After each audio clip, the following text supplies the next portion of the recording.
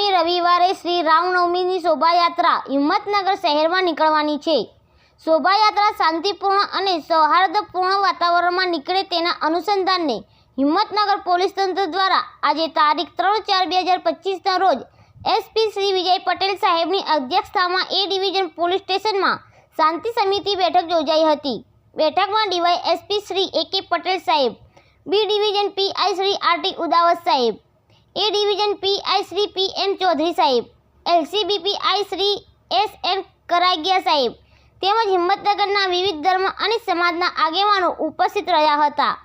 શ્રી રામનવમીની શોભાયાત્રા દરમિયાન શાંતિ સલામતી અને કાયદા વ્યવસ્થા જળવાઈ રહે તે માટે એસપી શ્રી વિજય પટેલ સાહેબે સૂચનાઓ પાઠવ્યા હતા તથા તમામ આગેવાનો સાથે ચર્ચા કરી હતી। રિપોર્ટર મોહસિન દિવાન, હિંમતનગર।